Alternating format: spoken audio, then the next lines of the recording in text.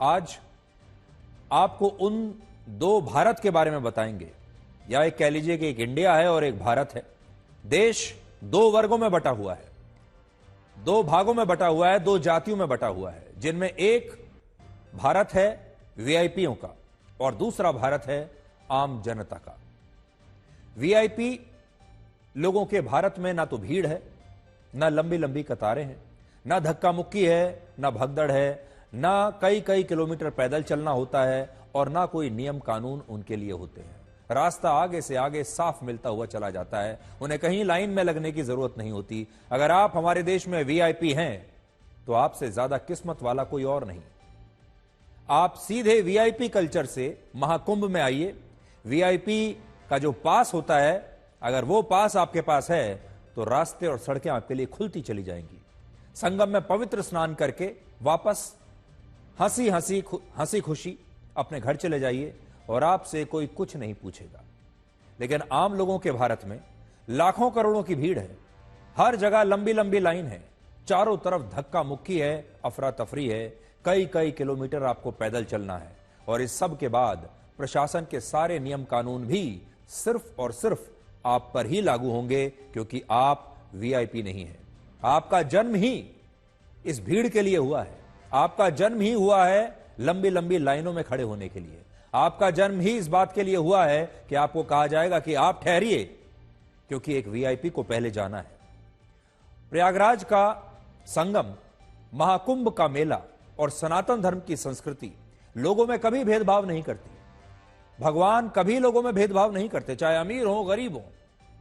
मृत्यु कभी लोगों में भेदभाव नहीं करती, लेकिन जीवन करता है, जिंदगी करती है। और हमारी जो व्यवस्था है वो ये भेदभाव खुलकर करती है।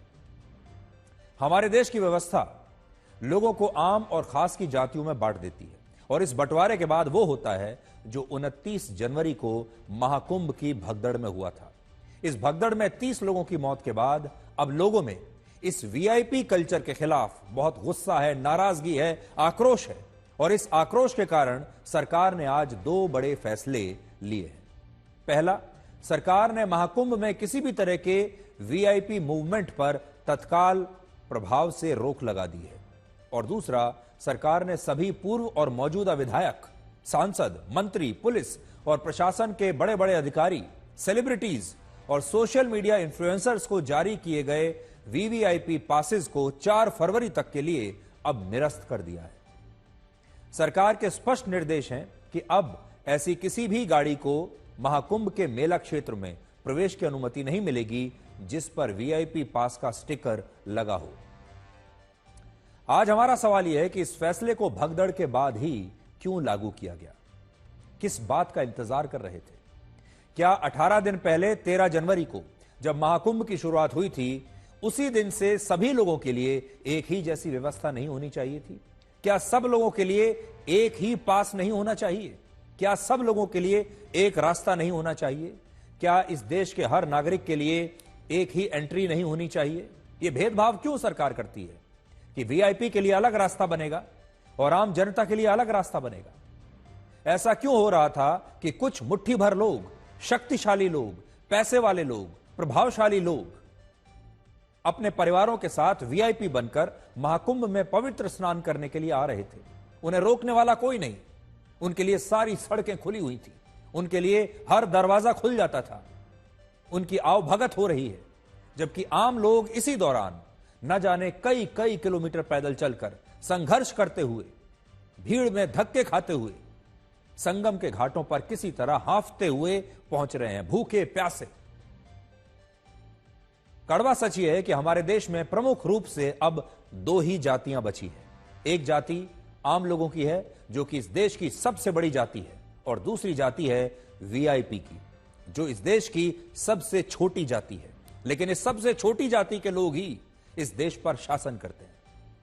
आम लोग और वीआईपी, ये दो ही जातियां हैं, और आप चेक कर लीजिए कि आप इनमें से किस जाति के हैं।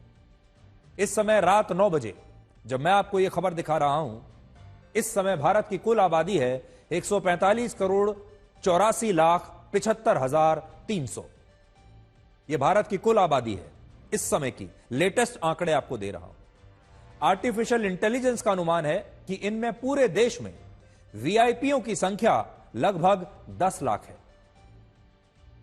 तो हमारे देश में लगभग 10 लाख वीआईपी हैं और आम जनता है 145 करोड़ 84 लाख 75,300।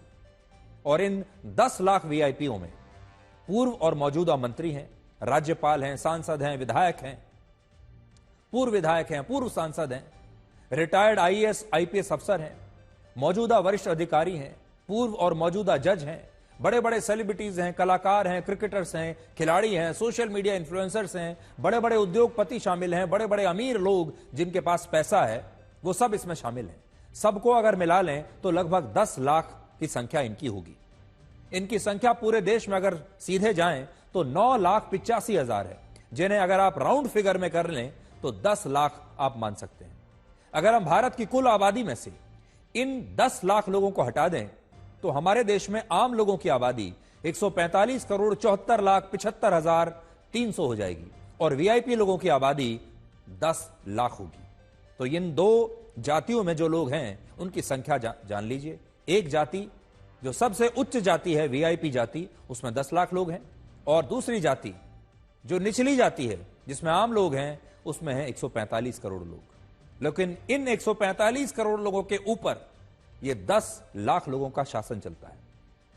इस सब के बावजूद देश में कहीं भी कोई भी आयोजन होता है, कोई क्रिकेट मैच होगा, कोई कॉन्सर्ट होगा, कोई पूजा पाठ होगी, हर जगह मंदिर हो, कोई और जगह हो, पूरी व्यवस्था आम लोगों के हिसाब से नहीं बल्कि वीआईपी लोगों के हिसाब से बनाई जाती है। जबकि सरकारें वीआईपी लोगों के वोट से नहीं बल्कि इन्हीं आम लोगों के वोट से चुनकर आती हैं। हमारे लोकतंत्र और संविधान में कहीं भी वीआईपी या वीआईपी कल्चर का उल्लेख नहीं है। कहीं भी संविधान में यह नहीं लिखा कि वीआईपी के लिए पहले अलग रास्ता छोड़ना पड़ेगा इस देश की आम जनता को। आम जनता की जरा तस्वीर में एक बार आपको फिर से दिखाता हूं। वो जरा जनता देखिए जो 10-10 किलोमीटर भूखे प्यासे चलकर आती है, संघर्षों के साथ आती है और इसी जनता के वोट से ये वीआईपी बनते हैं। हमारा संविधान सभी 145 करोड़ लोगों को समान मानता है, बराबर मानता है, लेकिन इसके बावजूद हमारी सरकारें हर आयोजन की व्यवस्था को आम जनता और वीआईपी में बांट कर रख देती है। उदाहरण के लिए महाकुंभ में जब मेला क्षेत्र को विकसित किया गया तब वहां 3 प्रकार की सड़कें बनाई गई। इनमें काली सड़क और त्रिवेणी सड़क आम जनता के लिए बनाई गई और लाल सड़क अलग से वीवीआईपी मूवमेंट के लिए बनाई गई, जहां से बड़े बड़े और प्रभावशाली लोग पवित्र स्नान करने के लिए आते हैं और यह मार्ग आपातकालीन वाहनों के लिए भी इस्तेमाल होता है। तो आम जनता के लिए अलग रास्ता है और वीआईपी के लिए अलग रास्ता है। वर्ष 1981 में अमिताभ बच्चन की एक फिल्म आई थी जिसका नाम था कालिया। इस फिल्म में एक बड़ा मशहूर डायलॉग था, हम जहां खड़े हो जाते हैं लाइन वहीं से शुरू होती है। यह आपने भी सुना होगा। और ये जो वीआईपी है, वीआईपी का मतलब होता है वेरी इंपॉर्टेंट पर्सन, जो कि आप नहीं हैं। आप वीआईपी नहीं हैं, वेरी इंपॉर्टेंट पर्सन। बहुत कम लोग होते हैं, बहुत मुट्ठी भर लोग होते हैं और आपको रोक दिया जाएगा ताकि ये वेरी इंपॉर्टेंट पर्सन पहले जा सके। ये यही सोचते हैं कि सारी व्यवस्था इनके हिसाब से होनी चाहिए और हमारी सरकारें भी बिल्कुल ऐसा ही करती हैं। लेकिन अब महाकुंभ में जो दुर्घटना घटी जिसमें 30 लोगों की जान चली गई, उसके बाद बड़ा सवाल यह है कि क्या हमारे देश में यह वीआईपी कल्चर खत्म नहीं हो जाना चाहिए? यह आज भी क्यों चल रहा है? वीआईपी कल्चर क्या होता है वो आप इस वीडियो से और अच्छी तरह समझ पाएंगे। यह वीडियो महाकुंभ में भगदड़ से कुछ घंटे पहले 28 जनवरी की रात को एक ट्रैवल इन्फ्लुएंसर ने इंस्टाग्राम पर पोस्ट किया था। जिस वक्त महाकुंभ के अलग अलग घाटों पर 4 से 5 करोड़ लोग संघर्ष कर रहे थे, धक्के खा रहे थे, अपनी जान पर खेलकर किसी तरह स्नान करना चाहते थे, उस समय ये सोशल मीडिया इन्फ्लुएंसर महाकुंभ के एक वीआईपी घाट पर अपने सिक्योरिटी गार्ड्स के साथ मौनी अमावस्या पर पवित्र स्नान करने की योजना बना रही थीं और आम जनता पर तंज कसते हुए कह रही थीं कि महाकुंभ में तो कोई भीड़ नजर आ ही नहीं रही। तो वीआईपी लोगों के लिए अलग घाट है, जहां सारी सुख सुविधाएं हैं, वहां कोई धक्का मुक्की नहीं है, कोई भीड़ भाड़ नहीं है, वहां पर आपके सिक्योरिटी गार्ड्स भी जा सकते हैं, आप भी आराम से बैठकर वहां पर वीडियो बना सकते हैं। हमारी इस सोशल मीडिया इन्फ्लुएंसर से कोई शिकायत नहीं है, हम इनकी आलोचना बिल्कुल नहीं कर रहे हैं। ये एक वीडियो हमने उनका लिया है, उस वीडियो का इस्तेमाल इसलिए किया है ताकि आपको ये दिखा सकें कि वीआईपी घाट जो हैं वो खाली पड़े थे। इतनी बड़ी बड़ी जो जगहें हैं, इतने बड़े बड़े घाटों को खाली छोड़ दिया गया था क्योंकि यहां पर वीआईपी आएंगे। अगर इन घाटों पर भी आम जनता को स्नान करने दिया जाता तो आप सोचिए कितनी सुविधा हो जाती आम जनता को, आम श्रद्धालुओं को। लेकिन वो वेरी इंपॉर्टेंट पर्सन नहीं थे। मुगलों के जमाने में शहंशाह हुआ करते थे, राजा हुआ करते थे, रानियां हुआ करती थी और उनकी प्रजा होती थी। अंग्रेजों के जमाने में किंग होते थे, लॉर्ड्स होते थे और हमारे देश के लोग उनके गुलाम होते थे। आज भारत एक आजाद देश है। हमारे यहां आज दो ही जातियां हैं, दो ही वर्ग हैं, एक है वीआईपी और दूसरा है आम जनता। और अब राजा और रानियों की जगह ये वीआईपी आ गए हैं। और इस पूरे देश में ये जो 10 लाख वीआईपी हैं, एक तरीके से इनका शासन है। आप किसी भी मंदिर में चले जाइए, वहां पर इनके लिए अलग व्यवस्था होगी, आपको लाइन में लगना पड़ेगा कई कई घंटों तक, लेकिन ये तुरंत कुछ ही मिनटों में दर्शन कर सकते हैं। आपको हो सकता है भगवान के सामने कुछ सेकंड के लिए ही दर्शन करवाए जाएं, लेकिन ये कई कई मिनट या उससे भी ज्यादा खड़े होकर आराम से दर्शन कर सकते हैं। और भी कोई आयोजन होगा, हमारे देश में कोई मैच होगा, हमारे देश में और कोई आयोजन होगा, सब जगह इनके लिए अलग लाइन होती है, अलग सड़क होती है, इनकी अलग पायलट कार होती है। अब आप ये देखिए कि सरकार ने और कौन कौन से बदलाव किए हैं। एक बहुत बड़ा बदलाव तो मैंने आपको बता दिया कि अब महाकुंभ से वीआईपी समाप्त हो जाएंगे, वीआईपी के लिए कोई व्यवस्था नहीं है। और हम आज ये कहना चाहते हैं कि सिर्फ महाकुंभ नहीं, पूरे देश से ही ये वीआईपी की व्यवस्था समाप्त हो जानी चाहिए।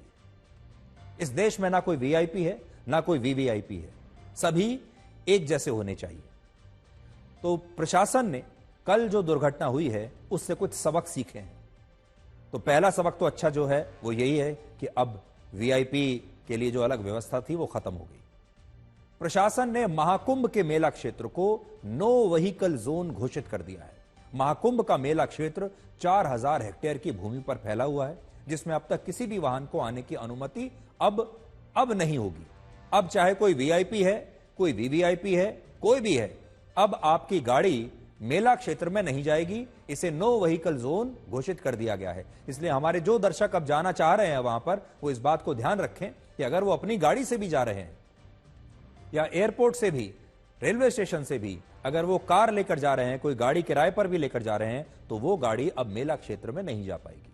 दूसरा, पूरे मेला क्षेत्र में श्रद्धालुओं के लिए वन वे यानी एक तरफा मार्ग की व्यवस्था को लागू कर दिया गया है। अब एक तरफ का मार्ग होगा, वन वे ट्रैफिक होगा, उसमें यह नहीं होगा कि इधर से भी लोग जा रहे हैं और सामने से भी आ रहे हैं। तीसरा, प्रयागराज में पड़ोसी जिलों से आने वाली बसों, गाड़ियों और दूसरे वाहनों को अब बॉर्डर पर ही रोक दिया गया है, रोका जा रहा है। और इसलिए जो लोग आने वाले दिनों में अपनी गाड़ियों या बसों से महाकुंभ आने वाले हैं, उन्हें आज की रिपोर्ट जरूर देखनी चाहिए। ये तस्वीरें उन जिलों की हैं जिनकी सीमाएं प्रयागराज जिले से लगती हैं, यानी जो पड़ोसी जिले हैं प्रयागराज के। और ऐसा बताया जा रहा है कि अब भी इन जिलों में पुलिस ने 1.5 लाख से ज्यादा गाड़ियों को रोका हुआ है और अनुमान है कि कुल मिलाकर 6 लाख लोग इस ट्रैफिक जाम में फंसे हुए हैं। इनमें वाराणसी से प्रयागराज आने वाले सड़क मार्ग पर 20 किलोमीटर लंबा ट्रैफिक जैम लगा हुआ है, 20 किलोमीटर लंबा। बुंदेलखंड एक्सप्रेसवे पर 10 किलोमीटर लंबा ट्रैफिक जैम है। कौशाम्बी में 50,000 गाड़ियां फंसी हुई थी और जौनपुर, प्रतापगढ़ और रीवा में भी प्रयागराज की तरफ जाने वाले हाईवे पर हजारों गाड़ियां फंसी हुई थी। और अब भी जब हम आपको यह खबर दिखा रहे हैं, उस समय प्रयागराज जाने वाले सभी सड़कों पर भयंकर ट्रैफिक जैम है और प्रशासन ने कहा है कि वो 4 फरवरी तक प्रयागराज में गाड़ियों को प्रवेश करने की अनुमति नहीं देगा। अगर आप 4 फरवरी से पहले अपनी गाड़ी या बस से प्रयागराज जाने के बारे में सोच रहे हैं, तो अब आपको ऐसा बिल्कुल नहीं करना चाहिए, क्योंकि आपकी गाड़ी प्रयागराज में प्रवेश ही नहीं कर पाएगी। 3 फरवरी को वसंत पंचमी के दिन महाकुंभ में तीसरा और आखिरी अमृत स्नान होना है और तब तक प्रयागराज जाने वाले सभी सड़क मार्गों पर इसी तरह का ट्रैफिक जैम रहेगा। इसलिए अगर आप इस दौरान महाकुंभ जाना चाहते हैं तो आपको इस ट्रैफिक जैम के लिए तैयार रहना होगा। अगर आप 15 फरवरी से 26 फरवरी के बीच सड़क से प्रयागराज जाते हैं तो यह आपके लिए सबसे उपयुक्त, सबसे सही समय होगा, क्योंकि तब तक माघ मास का स्नान भी 12 फरवरी को समाप्त हो चुका होगा और महाकुंभ में उस समय ज्यादा भीड़ नहीं होगी और पुलिस भी गाड़ियों को प्रयागराज की सीमा पर नहीं रोकेगी। सड़क के अलावा 4 फरवरी तक ट्रेनों में भी जबरदस्त भीड़ होगी। इन तस्वीरों में आप देख सकते हैं कि प्रयागराज की ट्रेनों में इस समय कितनी जबरदस्त भीड़ है और इनमें पैर रखने की भी जगह नहीं है। भारतीय रेल का कहना है कि कल पूरी रात उसने 364 ट्रेन चलाकर 12 लाख श्रद्धालुओं को प्रयागराज से अलग अलग राज्यों में पहुंचाया है, लेकिन इसके बावजूद ट्रेनों में भीड़ कम नहीं हुई। इसलिए 4 फरवरी तक आपको इंतजार करना चाहिए और 4 फरवरी के बाद ही आप सड़क या ट्रेन से प्रयागराज आने के बारे में सोचिए। दूसरा, अब अगर आप महाकुंभ आते हैं तो आपको पहले के मुकाबले ज्यादा पैदल चलना पड़ेगा, क्योंकि अब कुछ समय के लिए प्रयागराज में किसी भी गाड़ी या बस को मेला क्षेत्र के पास नहीं जाने दिया जाएगा।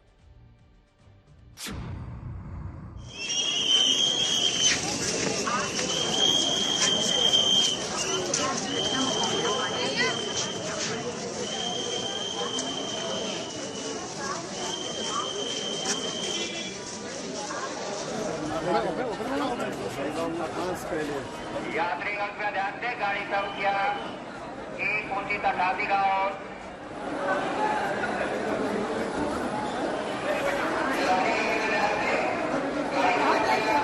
देखिए यहाँ किस तरह से पैसेंजर्स की भीड़ लगी हुई है, श्रद्धालुओं की भीड़ लगी हुई है। ये तमाम श्रद्धालु स्नान करने के बाद लौट रहे हैं अपने घरों को। जबरदस्त भीड़ है रेलवे प्लेटफॉर्म्स पर और ट्रेनों के आने के पहले होल्डिंग एरिया में इन तमाम पैसेंजर्स को रोका जा रहा है। कब से यहाँ पर खड़ी हैं आप? 2 घंटा से। कितनी देर से खड़े हैं यहाँ पर? लगभग 2-3 तो घंटा हो गया। 3 घंटे से ये बनारस जाना है इनको और ये इंतजार कर रहे हैं।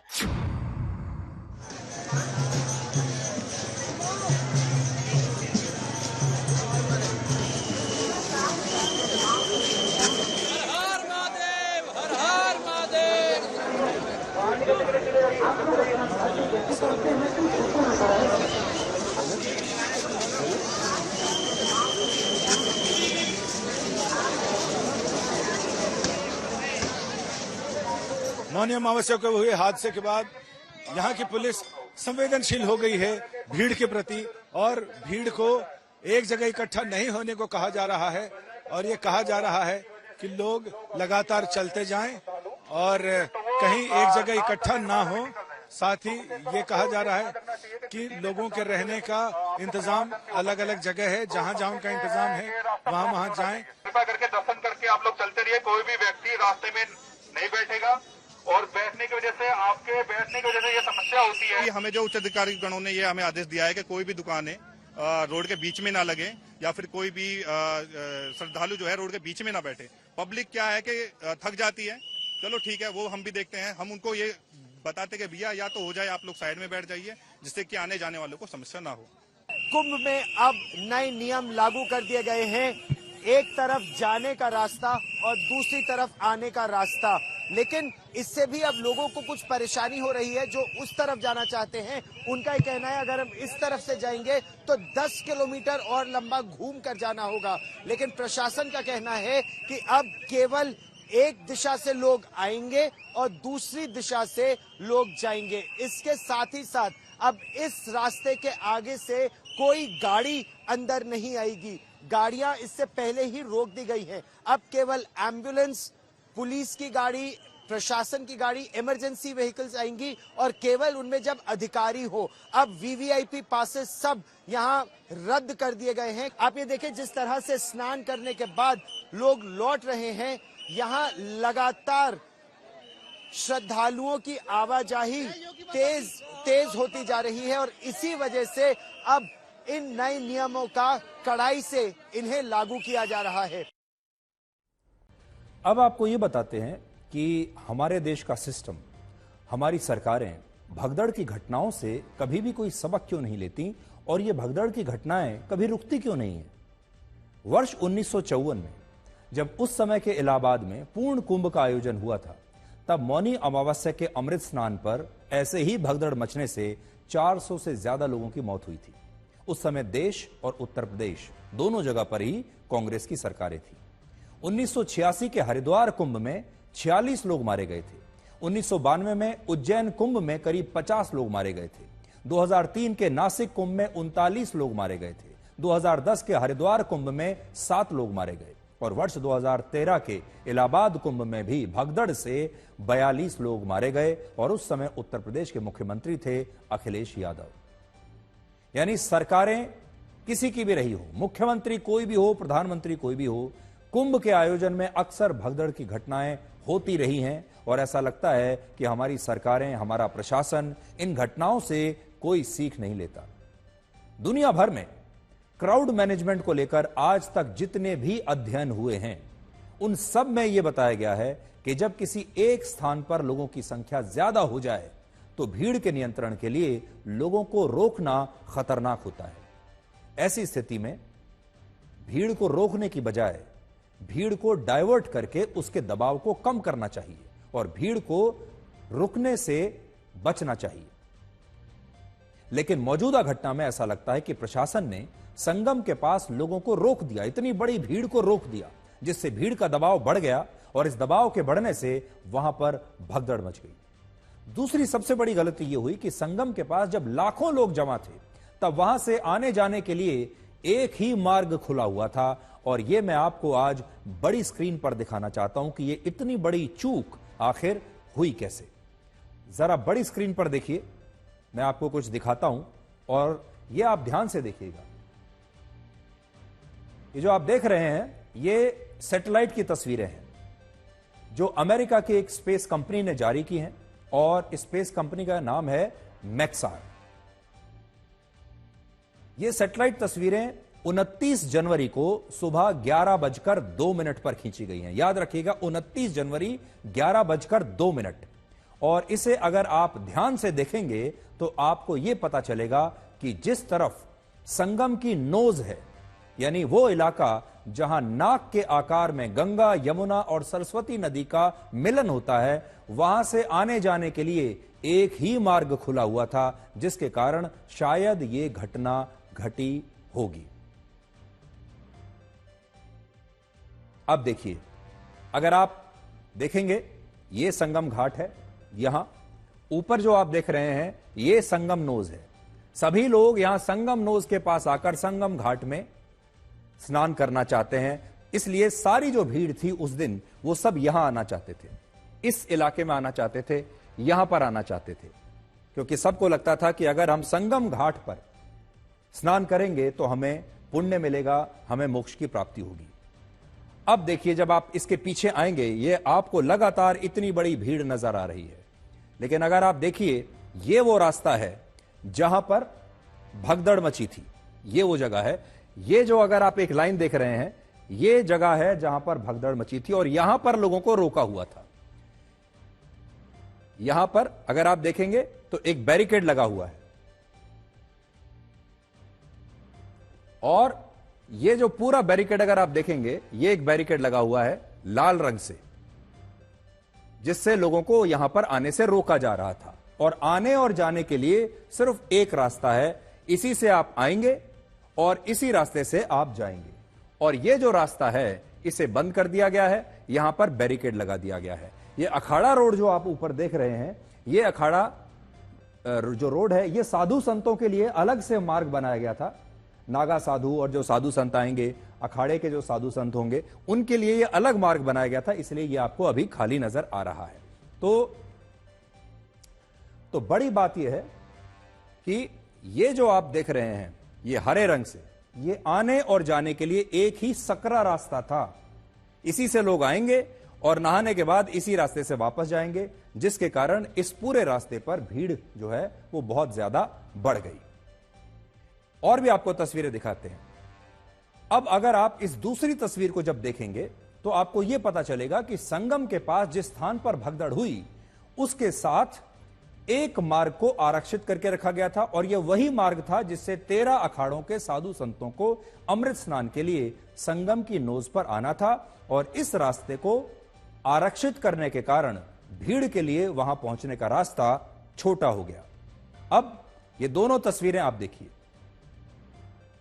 यह तस्वीर है 29 जनवरी की और यहां आप भीड़ को देखिए और यह जो रास्ता है इसे बंद करके अखाड़ा रोड इसको बना दिया गया, जिसकी वजह से भीड़ के लिए चलने का जो रास्ता है वो बहुत कम हो गया। और भीड़ आप देखते जाइए, ये वहां इतनी भीड़ आपको दिखाई देगी, ये भीड़ आप देखिए।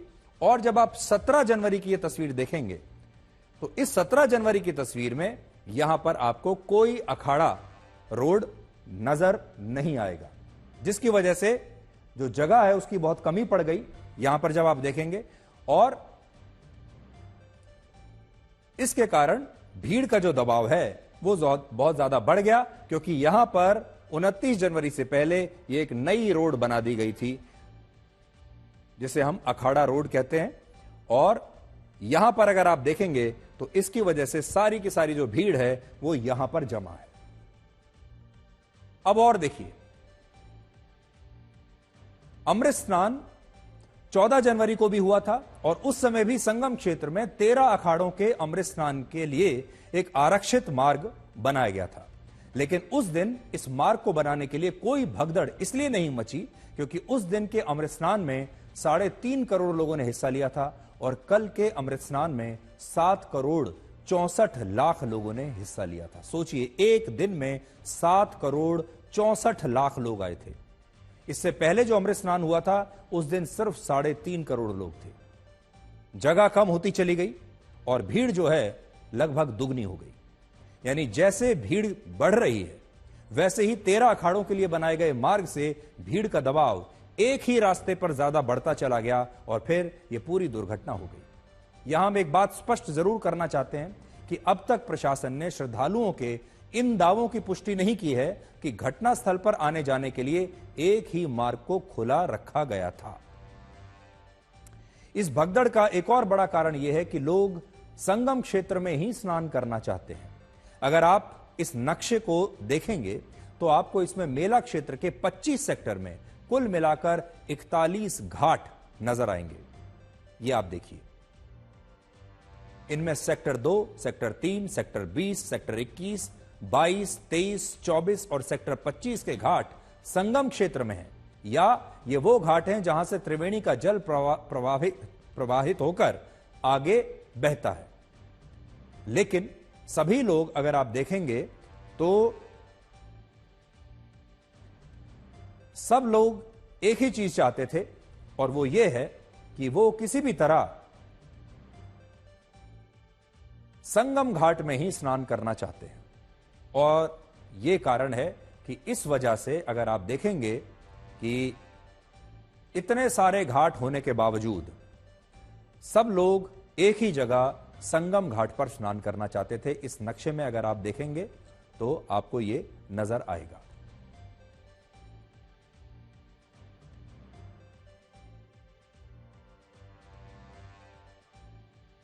अब साधु सन्यासियों का कहना है कि महाकुंभ के योग में सभी जगह पर अमृत बहता है। अगर आप किसी भी जगह किसी भी घाट में स्नान कर लेंगे, हर जगह आपको अमृत ही मिलेगा और लोग कहीं भी स्नान करके ये पुण्य कमा सकते हैं। लेकिन ज्यादातर लोग ये मानते हैं कि अगर वो संगम की नोज में पवित्र स्नान नहीं करेंगे तो उनका ये स्नान पवित्र नहीं माना जाएगा और वो असली पुण्य से वंचित रह जाएंगे। और यही कारण है कि उस दिन लोगों ने जो बाकी के जो घाट खाली पड़े हुए थे उन खाली घाटों पर स्नान नहीं किया, जबकि सबकी ये जिद थी कि वो संगम घाट पर ही जाएंगे और वहीं पर स्नान करेंगे। इसलिए एक ही घाट पर एक ही स्थान पर भीड़ इतनी ज्यादा बढ़ गई और इसी के कारण संगम क्षेत्र करोड़ों श्रद्धालुओं से भरा हुआ था और बाकी के घाट खाली पड़े थे। और इन घाटों पर त्रिवेणी का जल होते हुए भी यहां पर ज्यादा लोग आ नहीं रहे और इन घाटों से आज हमने आपके लिए एक स्पेशल रिपोर्ट तैयार करवाई है।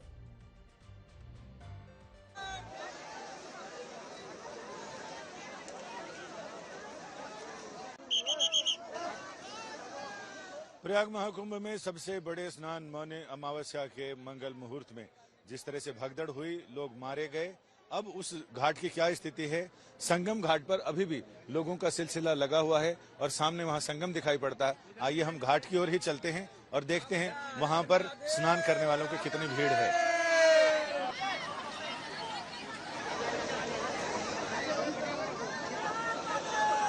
हम यहाँ पहुंच गए हैं संगम घाट पर और यहाँ देखा जा सकता है कि कल के हादसे का कोई चिन्ह दिखाई नहीं पड़ता। लोग मस्ती में हैं और अधिकतर आदमी जो यहाँ पहुंचते हैं वो गंगा की धार की बजाय यहाँ संगम तक आना चाहते हैं।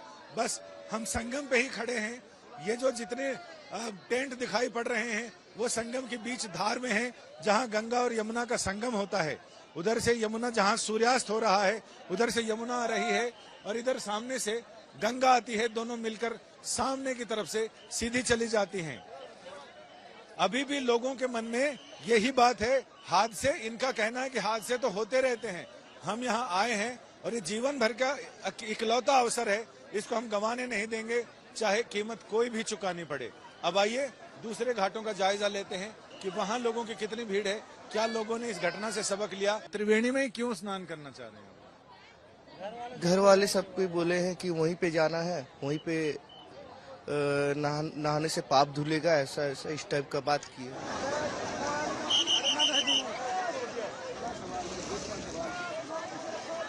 संगम घाट के मुकाबले गंगा और यमुना के किनारे बने लगभग 12 किलोमीटर लंबे घाटों पर भीड़ अपेक्षाकृत कम दिखती है।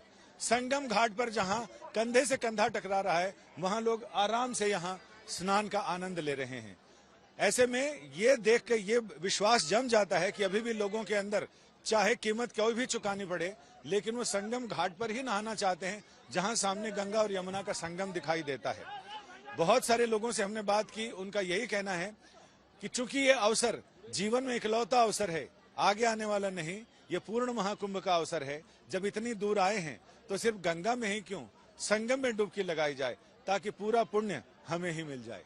कैमरामैन संजय समीर के साथ संजय शर्मा, तीर्थराज प्रयाग, आज तक। अब आप उन लोगों की कहानियां देखिए जो इस भगदड़ में लापता हो गए थे और इन लोगों का अब तक भी कुछ पता नहीं चल पाया है। इनके परिवारों का कहना है कि अगर ये लोग इस भगदड़ में मारे नहीं गए हैं तो फिर ये कहां चले गए और इन्हें प्रशासन अब तक ढूंढ क्यों नहीं पाया। आपने फिल्मों में कई कहानियां देखी होंगी जिनमें कुंभ के मेले के दौरान लोग अपनों से बिछड़ जाते हैं, लेकिन आज ये कहानियां फिल्मी कहानियां नहीं हैं, बल्कि सच्ची कहानियां हैं जो आपके आंखों में आंसू ला देंगी।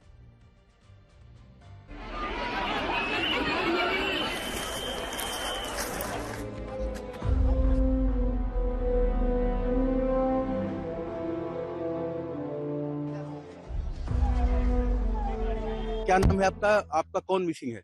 मेरा पत्नी है। कहाँ कहाँ ढूंढा आप लोगों ने? हम ढूंढा पहले वहाँ संगम में, वहाँ कुछ पता नहीं चला, केंद्रीय वहाँ हॉस्पिटल है।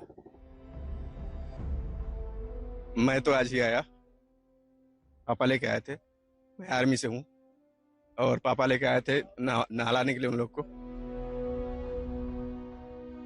देखा जा सकता है कि बहुत ही दुखद पहलू है। तमाम अपने परिजनों को लोग जो खो चुके हैं वो उनकी तलाश में हैं कि कौन मिसिंग है और कहाँ से आए हैं आप? हमारा भैया भाभी। क्या नाम है? हम आज, हमारा नाम मनोज कुमार है, ग्राम बिलर खड़ा। कहीं पता नहीं चल पाया? नहीं चल पाया। हमारी चाची खो गई, चाचा के साथ आई थी, उसी भीड़ में जब भगदड़ हुआ, नदी में से निकली, गंगा जी में से, और उसी दौरान भगदड़ हो गया। उसी में अब कहाँ चली गई कुछ पता नहीं चला। हमारी चाची और हमारी फुआ मिसिंग है, दोनों नहाने गए थे, उसके 5 मिनट बाद उसी घाट पे भगदड़ हो गया, वो दोनों जन मिस हो गए। ये उनका फोटो है, जरा दिखाइएगा। देखिए, ये इस तरह से लोग आधार कार्ड और फोटो लेकर के लोग अस्पताल दर अस्पताल जा रहे हैं और अपने परिजनों की तलाश में भटक रहे हैं। दुखद घटना हुई है प्रयागराज में। मेरी माता खोई है, उनका नाम क्रांति देवी है। हम दिल्ली से आए हैं, हम 2 दिन से यहाँ पागलों की तरह भटक रहे हैं, भूखे प्यासे। सारा पुल बंद कर रखे है, 14 नंबर जाओ तो 18 नंबर जाओ, ब्रिज कितना घुमाव पड़ रहा है। आप पैदल चल के देखो हमारे साथ।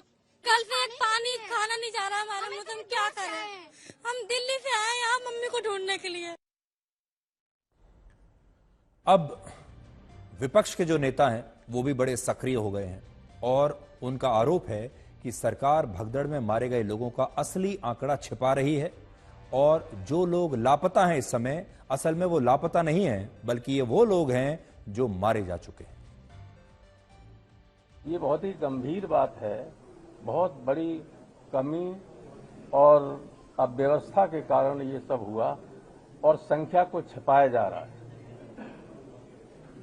अभी तक सही संख्या नहीं बताई गई है। आज नहीं तो कल लोगों को मालूम तो पड़ ही जाएगा कि लोग कितने मरे। सरकार ने जितना प्रचार किया, सरकार ने उतना इंतजाम नहीं किया।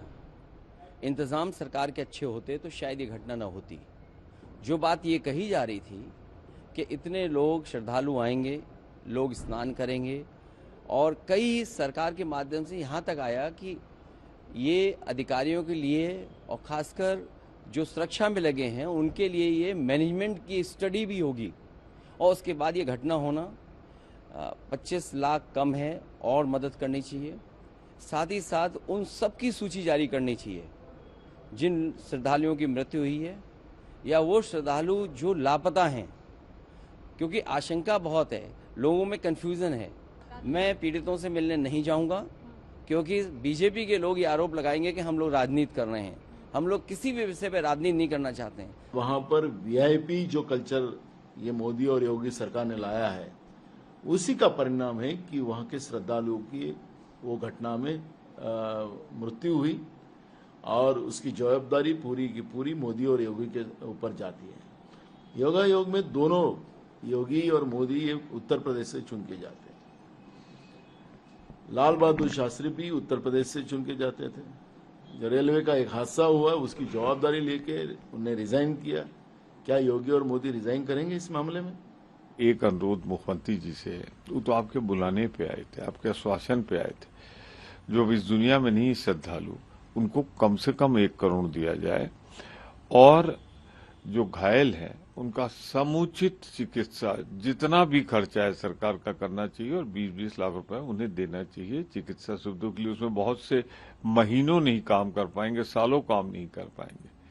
तो आप जानते हैं सबसे दुखद बात क्या है? जो भी लोग इस महाकुंभ में मारे गए हैं सारे गरीब लोग हैं, आम जनता है। बड़ी मुश्किलों से यहां तक पहुंचे थे, इतना संघर्ष करके, कई कई दिनों की यात्रा करके, न जाने कितने किलोमीटर पैदल चलकर यहां तक पहुंचे थे, क्योंकि वो पुण्य कमाना चाहते थे, मोक्ष प्राप्त करना चाहते थे। लेकिन ऐसी मृत्यु उन्हें मिलेगी सोचा नहीं था। एक जो बात नोट करने वाली है, ये सारे गरीब लोग थे। ये वो लोग हैं जिनकी एक वोट से हमारे देश के बड़े बड़े नेता चुनकर आते हैं। हमारे देश में जो नेता बनते हैं, बाद में टीवी पर बैठकर इंटरव्यू देते हैं, उनके बयान सुने जाते हैं। नेता विधानसभा में पहुंचते हैं, लोकसभा में पहुंचते हैं, राज्यसभा में पहुंचते हैं, सरकारें बनाते हैं। सब इस जनता की बदौलत होता है। ये जो एक एक व्यक्ति है जिसकी जेब में एक एक वोट पड़ा हुआ है, उसकी वोट में बहुत ताकत है। वो इन नेताओं की किस्मत बदलने की ताकत रखता है। इसीलिए लोग भारत को दुनिया का सबसे बड़ा लोकतंत्र कहते हैं। लेकिन फिर भी विडंबना देखिए कि यही गरीब आदमी जो इन नेताओं को बनाता है, आज इसी देश में सड़क पर चलने का सबसे कम अधिकार इस गरीब आदमी का है। महाकुंभ में पुण्य कमाने का सबसे कम अधिकार इस गरीब व्यक्ति का है, इस आम आदमी का है, जिसके नाम पर ना जाने कितनी पार्टियां बन गई। हमारे देश में कितनी पार्टियां बन गई दलितों के नाम पर, गरीबी के नाम पर। जो लोग जिनके साथ नाइंसाफी हुई है शुरुआत से, उनके नाम पर। हर चीज को लेकर हमारे देश के नेताओं ने इस गरीब जनता से वादा किया है। लेकिन फिर भी सबसे कम अधिकार कहीं पर, चाहे वो दर्शन करने का अधिकार हो, कहीं जाने का अधिकार हो, सबसे कम अधिकार इन्हीं को मिलता है। सबसे कम सम्मान इन्हें मिलता है, सबसे कम इज्जत इन्हें मिलती है। इन्हें पुलिस वाले सिर्फ धक्का मारते हैं और जो वीआईपी हैं उनके लिए सारे बैरिकेड्स तुरंत हटा दिए जाते हैं और सम्मानजनक तरीके से उन्हें हर जगह दर्शन कराए जाते हैं। भारत दुनिया की सबसे ज्यादा आबादी वाला देश है और आप भारत को भीड़ का देश भी कह सकते हैं। हमारे पास हमारी जो सबसे बड़ी ताकत है और हमारी सबसे बड़ी कमजोरी है वो एक ही है, और वो है ये भीड़। हमारे देश में चारों तरफ आपको सिर्फ भीड़ ही भीड़ दिखेगी, और यह भीड़ महाकुंभ में भी आपको दिखाई देगी, कोल्ड प्ले के कॉन्सर्ट में भी दिखाई देगी, नौकरियों की परीक्षा में भी दिखाई देगी, और यह भीड़ आपको क्रिकेट के स्टेडियम में भी दिखाई देगी, क्योंकि यह देश ही भीड़ का है। और आज दिल्ली के अरुण जेटली स्टेडियम में रणजी ट्रॉफी का एक मैच शुरू हुआ, जिसमें आज विराट कोहली को भी खेलना था, और इस मैच का जो टिकट था वो फ्री था। इसमें कोई टिकट नहीं है, आप मुफ्त में जाकर ये मैच देख सकते हैं, क्योंकि हमारे देश में रणजी ट्रॉफी के मैच को देखने के लिए लोग आते ही नहीं हैं। रणजी ट्रॉफी के जो खिलाड़ी हैं वो दर्शकों के लिए तरस जाते हैं कि हमें देखने के लिए भी कोई आ जाए। लेकिन जैसे ही यह खबर सुनी लोगों ने कि विराट कोहली आज रणजी ट्रॉफी का मैच खेलने आ रहे हैं, तो 15,000 लोगों की भीड़ सुबह सुबह दिल्ली के स्टेडियम में विराट कोहली को देखने के लिए पहुंच गई, और इस दौरान एक ही गेट से प्रवेश करने के कारण वहां भगदड़ मच गई, और यहां भी इस भगदड़ में 3 लोग घायल हो गए। यह भीड़ भारत में अब एक बिजनेस मॉडल बन गई है, जिसमें भगदड़ भी मच रही है और नए नए रिकॉर्ड भी बन रहे हैं। और जैसे अहमदाबाद के नरेंद्र मोदी स्टेडियम में ब्रिटेन के मशहूर रॉक बैंड कोल्ड प्ले का अब तक का सबसे बड़ा लाइव कॉन्सर्ट हुआ, जिसमें 1,34,000 लोग शामिल हुए। इससे आप समझ सकते हैं कि भारत जो देश है यह असल में भीड़ का देश है, और दुनिया भर के जो बड़े बड़े देश हैं, दुनिया भर की जो बड़ी बड़ी मल्टीनेशनल कंपनियां हैं, वो हमें इस भीड़ की वजह से आज बहुत महत्व देती हैं। उनकी नजर इस भीड़ पर है, क्योंकि यह भीड़ एक बहुत बड़ा बाजार है। और अब आप यह देखिए कि जब महाकुंभ की भगदड़ में 30 लोगों की मौत हुई, तब पश्चिमी देशों के मीडिया ने इसे दुनिया की सबसे बड़ी खबर बना दिया। लेकिन इसी के बाद जब अमेरिका की एक विमान दुर्घटना में 67 लोगों की मौत हो गई, तो इसी पश्चिमी देशों के मीडिया ने इसे उतनी बड़ी खबर नहीं बनाया है। यह जो दुर्घटना है यह उस वक्त हुई जब लैंडिंग के दौरान एक यात्री विमान की टक्कर अमेरिका की सेना के एक ब्लैक हॉक हेलीकॉप्टर से हो गई, और इस टक्कर के बाद यह यात्री विमान और यह हेलीकॉप्टर दोनों ही क्रैश होकर एक नदी में गिर गए। ये वही नदी है जो अमेरिका के व्हाइट हाउस से सिर्फ 5 किलोमीटर दूर है। यह दुर्घटना हुई है वॉशिंगटन डीसी में। रात भर चले रेस्क्यू ऑपरेशन के बाद भी खुद को सुपर पावर कहने वाला अमेरिका एक भी व्यक्ति को बचा नहीं पाया, क्योंकि जिस नदी में यह विमान और हेलीकॉप्टर क्रैश हुआ, जहां यह गिरा, उसका पानी बर्फीला है, जिसमें कुछ देर के लिए भी कोई इंसान अगर रह जाए तो वो जम जाएगा, इतना ठंडा पानी है। और हो सकता है कि इस घटना में सभी 67 यात्रियों की मौत इस समय हो गई हो, क्योंकि अभी तक यही खबर सामने आ रही कि इसमें कोई नहीं बचा। सोचिए अगर इस तरह की कोई घटना भारत में हो जाए, जहां एक हवाई जहाज और एक हेलीकॉप्टर आपस में टकरा जाएं ऊपर ही, तो पश्चिमी मीडिया हमारी सिविल एविएशन इंडस्ट्री का कितना मजाक उड़ाए, हमारी सेना के हेलीकॉप्टर्स का कितना मजाक उड़ाया जाता। लेकिन सच्चाई यह है कि जैसी घटना अमेरिका में हुई है, इस तरह की लापरवाही वाली घटना तो नेपाल जैसे देशों में भी नहीं होती, जिस नेपाल को लोग कहते हैं कि वहां पर सिविल एविएशन का ट्रैक रिकॉर्ड बहुत खराब है। और इसीलिए जब आप देखेंगे, एक यात्री विमान है जो बम्बार्डियर विमान था, और दूसरा एक मिलिट्री हेलीकॉप्टर है जो ब्लैक हॉक हेलीकॉप्टर कहा जाता है। ये दोनों आसमान में थे, एक दूसरे के सामने आ रहे थे, और दोनों एक दूसरे से टकरा गए। और ऐसा कहा जा रहा है कि जो मिलिट्री हेलीकॉप्टर था, इसने एयर ट्रैफिक कंट्रोलर की चेतावनी को नजरअंदाज कर दिया, उसकी बात नहीं सुनी, और यह सीधा उस विमान से टकरा गया। ये जो दुर्घटना है जिसमें 67 लोगों के मारे जाने की खबर है, ये पिछले 20 साल में अमेरिका की सबसे भयानक हवाई दुर्घटना मानी जा रही है। ये मिलावट का दौर है, अगर हां में हां मिला दें तो रिश्ते लंबे समय तक चलेंगे। नमस्कार।